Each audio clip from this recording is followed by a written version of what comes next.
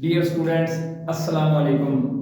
آج ہم آپ کے سامنے پیش ہوئے ہیں جنرل سائنس 9th کلاس کا چیپٹر نمبر 1۔ اس کا پہلا ٹاپک ہے انٹروڈکشن ٹو سائنس۔ سائنس کے متعلق انٹروڈکشن کے اندر ہم آپ کو بتائیں کہ سائنس بیسیکلی کیا ہے، سائنس کے اندر ہم کس چیز کو اسٹڈی کرتے ہیں، سائنس جو ہے اس کے اندر ڈفرنٹ اس کی شاخیں ہیں، اس کے متعلق ہم اس لیکچر میں سیکھنے کی کوشش کرتے ہیں۔ تو پہلا جو ٹاپک ہے آپ کا سائنس کے سائنس کیا چیز ہے، تو بیٹا وہ تعریف میں لکھتے ہوئے کہتے ہیں، اس کی ڈیفینیشن کہتے ہیں کہ ایسا علم جو مشاہدات اور تجربات سے حاصل ہوتا ہے اس کو آپ نام دیتے ہیں سائنس کا۔ تو بیسیکلی ہم نے سمجھنا کہ یہ مشاہدہ کیا چیز ہے، یہ تجربہ کیا چیز ہوتی ہے۔ تو آپ کو پتہ ہے کہ مشاہدات جو ہیں جس کو آپ انگلش میں نام دیتے ہیں آبزرویشن کا۔ آبزرویشن جو ہوتی ہے وہ کیا چیز ہوتی ہے جی؟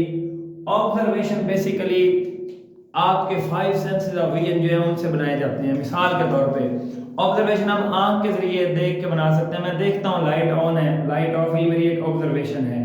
کسی چیز کا آپ مشاہدہ کرتے ہیں آنکھ کے ذریعے، کسی چیز کا مشاہدہ کرتے ہیں اپنے ناک کے ذریعے، آپ سمیل کے ذریعے یعنی سونگنے کے ذریعے مشاہدہ بنا سکتے ہیں۔ تیسری چیز کہ آپ مشاہدہ بنانے کے لیے ایئر، آپ کسی کی آواز جو ہے سن کے وہاں سے مشاہدہ بنا سکتے ہیں۔ اور جو پانچویں چیز ہے آپ جو کہ آپ کی ٹچ کی، یعنی آپ کے 5 سینسز آف ویژن جو ہے وہ کہتے ہیں آپ کے مشاہدات کے لیے رسپانسیبل ہوتے ہیں۔ تو جب آپ کسی چیز کا مشاہدہ کرتے ہیں، آپ نے مثال کے طور پر دیکھا ہے کہ پنکھا چل رہا ہے، یہ آپ کی ایک آبزرویشن جو اپنی آنکھ سے آپ نے بنائی ہے۔ اس آبزرویشن کے اوپر جب آپ تجربات کرتے ہیں، تجربات کے لیے آپ ایک لفظ یوز کرتے ہیں ایکسپیریمنٹ کا۔ تو جب آپ ایکسپیریمنٹ کریں گے اپنی ہی بنائی ہوئی مشاہدات کے اوپر، جب ایکسپیریمنٹ کر کے ان چیزوں کو سائنٹیفکلی ایک ریزن دے کے آپ نے ان کے بیہائنڈ جو پرنسپل استعمال ہو رہا ہے، جو ان کے بیہائنڈ ایک پورا قانون کا اطلاق ہو رہا ہے، وہ جب آپ اسٹڈی کریں گے تو اس کو آپ نام دیں گے سائنس۔ مثال کے طور پر میں کہتا ہوں پنکھا چلتا ہے جی، میں نے آبزرویشن کی پنکھا چل رہا ہے۔ اب پنکھا چل رہا ہے یہ میری ایک آبزرویشن ہے۔ اگر میں اس کے بیہائنڈ جا کے اس کے اوپر ایکسپیریمنٹ کروں کہ ایسی کون سی چیز ہے جو اس پنکھے کو چلا رہی ہے، تو میں جاؤں گا دیکھوں گا کہ اس کو الیکٹرک کرنٹ مل رہا ہے، اس کے میگنیٹک فلکس چینج ہوتا ہے، میگنیٹک فلکس چینج ہونے سے اس کے اوپر ایک فورس اپلائی ہوتی ہے ٹارک کی جو اس کو گھومنے پہ مجبور کرتی ہے۔ تو میں نے اپنی آبزرویشن کے اوپر ایک پورا ایکسپیریمنٹ کیا، تو اس علم کو آپ نام دیتے ہیں سائنس کا۔ یعنی ایسا علم جو تجربات اور مشاہدات سے حاصل ہوتا ہے اس کو آپ نام دیں گے سائنس۔ بیسیکلی بچے سائنس جو ہے یہ لاطینی زبان کا لفظ ہے، it is a Latin word which is derived from a word of Latin scientia۔ لاطینی زبان میں ایک لفظ ہے سائنشیا۔ سائنشیا بھی اخذ ہے، سائنشیا کا معنی ہوتا ہے، سائنس کا جو لفظی معنی ہے وہ کیا ہوتا ہے جی؟ حقیقت سے پردے اٹھانا، کہ جو آپ جو چیز دیکھ رہے ہیں اس کے پیچھے بیہائنڈ اس کا پرنسپل کون سے استعمال ہو رہا ہے، اس کے پیچھے حقیقت کیا چھپی ہوئی ہے۔ تو کسی حقیقت کو آشکارا کرنا، کسی راز کو فاش کرنے کے معنی میں آتا ہے آپ کا سائنشیا۔ تو سائنس بھی لاطینی زبان کا لفظ ہے جس کا معنی کیا ہے؟ حقیقت سے پردہ اٹھانا، یعنی حقیقت بیان کرنا۔ اگر ہم سائنس کی ہسٹری کی بات کریں کہ سائنس کی ابتدا کیسے ہوئی ہے، تو اس کی ہسٹری کی بات کریں تو بیٹا آپ کو پتا ہے کہ انسان کی تخلیق ہی کہاں سے ہوئی ہے؟ سائنس سے ہوئی ہے۔ انسان جب اس کائنات میں آیا، زمین پہ آیا، تو تبھی سے سائنس کا آغاز ہو چکا ہے، کیونکہ انسان کی جو کریشن ہے، جو انسان کی تخلیق ہے، وہ خود ہی کیا ہے؟ ایک سائنس ہے۔ تو اگر اس کی بات کریں تو اس کو پہلے ہم ابتدائی دور سے مراد ہے کہ جب سائنس کا کوئی نالج کسی کے پاس لکھا ہوا نہیں تھا۔ مثال کے طور پہ انسان نے جلتی ہوئی آگ کو دیکھا تو وہ حیران ہو گیا کہ لکڑیوں سے آگ نکلتی ہے، پتھر کیوں نہیں جل سکتے ہیں۔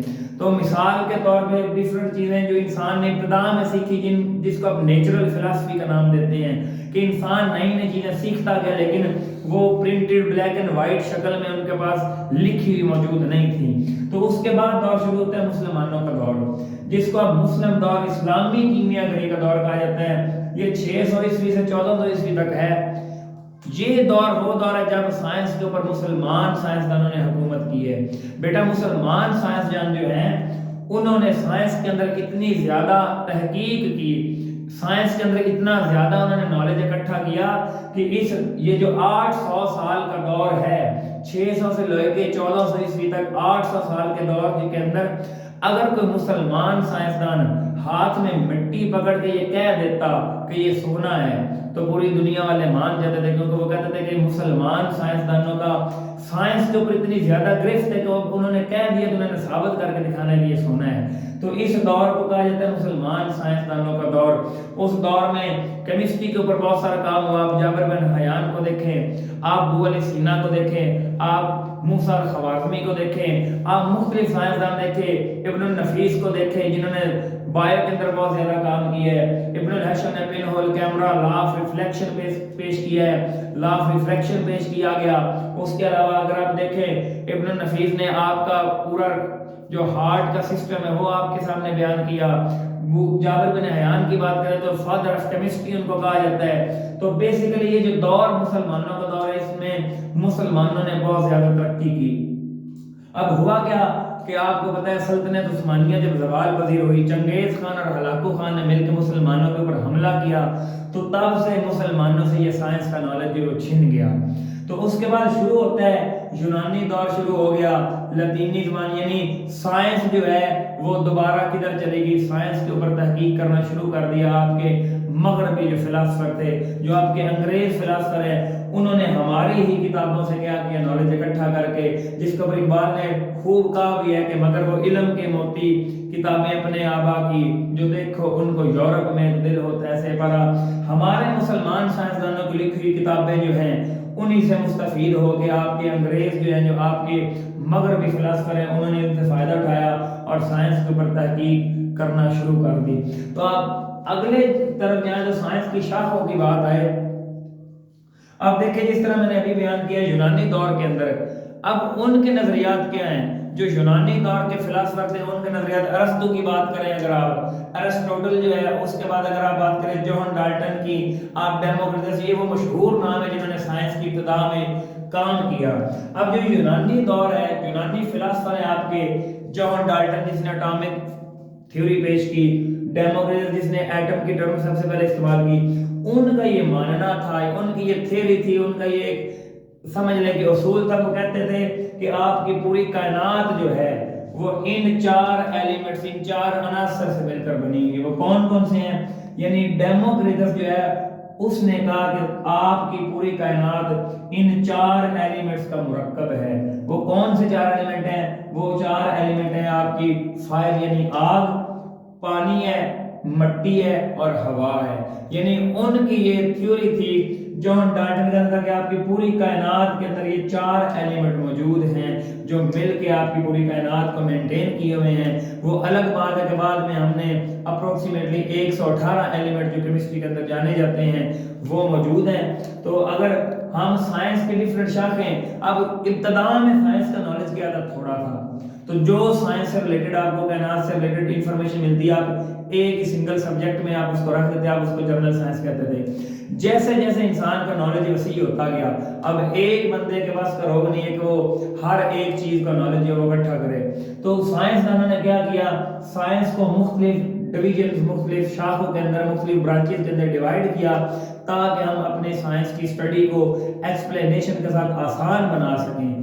تو انہوں نے کیا کیا جی، شروع میں سائنس کو دو بڑے حصوں میں تقسیم کیا، یعنی سائنس کی بیسیکلی دو بڑی برانچز، انہوں نے دو بڑی تقسیم کر کے شاخیں بنائی۔ ایک کو کہتے ہیں جی بیولوجیکل سائنس، اور دوسری ہے وہ کون سی ہے، فزیکل سائنس۔ اگر بیولوجیکل سائنس کی بات کریں تو بیولوجیکل سائنس یہ دو لفظ ہیں، بایو اور لوجی۔ تو بچے بایو کا لفظی معنی ہوتا ہے، آپ کو پتا ہے، لائف، زندگی۔ تو آپ کی بایولوجی کیا تھی، سائنس کی ایسی شاخ جس میں آپ جاندار چیزوں کا مطالعہ کرتے ہیں۔ بایو کا معنی کیا ہے، لائف، اور لوجی کا معنی ہوتا ہے علم حاصل کرنا، اسٹڈی کرنا۔ تو بایولوجی بیسیکلی سائنس کی وہ شاخ ہے جس میں آپ صرف جاندار چیزوں کا مطالعہ کرتے ہیں، بے جان چیزوں کو بایولوجی کے اندر آپ نے ڈیل نہیں کرنا ہوتا۔ آگے دوسری اگر فزیکل سائنس کی بات کریں تو فزیکل لفظی معنی کیا ہوتا ہے جی، فزیکل لفظی معنی ہی ہوتا ہے بے جان چیز۔ تو بے جان چیزوں کا مطالعہ کرنا کیا کہلاتا ہے جی، فزیکل سائنس کہلاتا ہے۔ یعنی سائنس کو آسانی کے لیے سائنسدانوں نے کیا کیا، दो बड़े ग्रुप्स में तकसीम कर दिया कि अगर कोई बंदा जानदारों का मुताला करेगा तो वो बायोलॉजिकल साइंस पढ़ेगा, और बेजान चीज़ों को मुताले में हम क्या करेंगे, फिजिकल साइंस के अंदर उसको मुताला करेंगे। अब बायोलॉजिकल नॉलेज जो है वो भी वक्त गुजरने के साथ साथ बढ़ता गया। जब नॉलेज बढ़ता गया तो हमने बायोलॉजिकल साइंस को भी क्या किया, डिफरेंट डिविजन्स और ब्रांचेस के अंदर तकसीम कर दिया।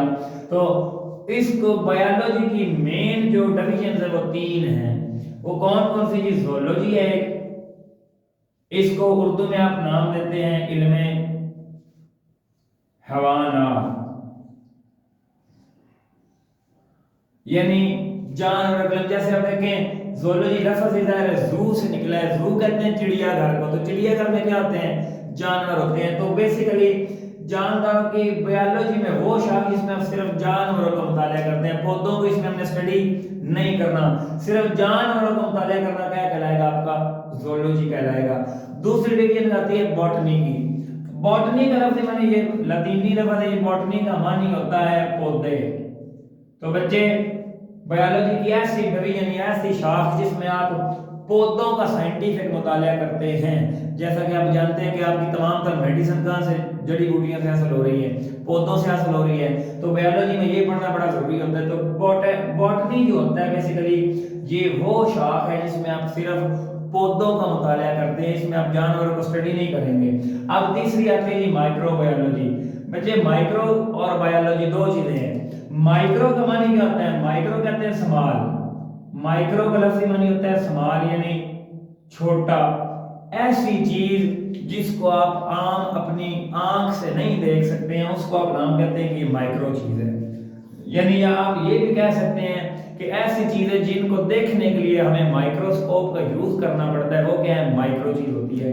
तो माइक्रोबायोलॉजी बेसिकली क्या है, खुर्दबीनी जानवर यानी आपके बैक्टीरिया वगैरह, आपके वायरसेस वगैरह, आपके फंजाई वगैरह, यानी माइक्रो ऑर्गेनिजम्स जो होते हैं वो वाले जानवर जो आप आम आंख से नहीं देख सकते हैं, उन जानदारों का मुताला करना। जितने भी आपके जर्म्स हैं, जितने जरासीम है आपके, वो सारे बैक्टीरिया वगैरह किसमें हम स्टडी करते हैं, माइक्रोबायोलॉजी के अंदर स्टडी करते हैं। तो ये बायोलॉजिकल साइंस की 3 मेन डिवीजन हैं। आगे फिजिकल साइंस की बात की जाए तो हमने अभी पढ़ा कि फिजिकल साइंस में हमने क्या पढ़नी है, बेजान चीजों का मुताला करना है।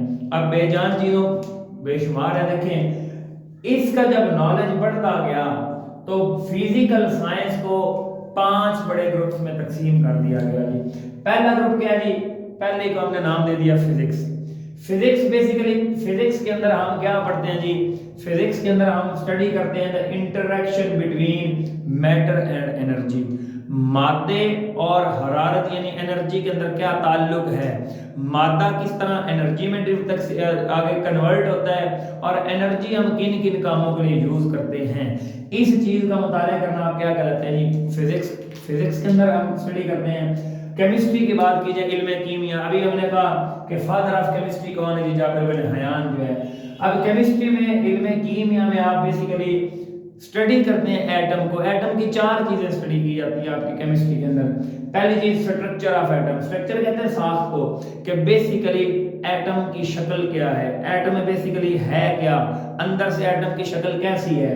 कंपोजिशन दूसरी चीज, एटम की बनावट के लिहाज से कि एटम किन किन चीजों से मिलकर बना हुआ है। हमने तो अभी एटम नहीं देखा है कि एटम अंदर से कैसा होता है, हमें मुख्तलिफ साइंसदानों ने बताया कि उसके अंदर इलेक्ट्रॉन है, प्रोटॉन है, न्यूट्रॉन है, उसके अंदर क्वार्क पार्टिकल है, न्यूक्लियस होता है। तो इन चीजों के लिए कंपोजिशन भी किसमें पढ़ी जाती है जी, एटम की केमिस्ट्री के अंदर।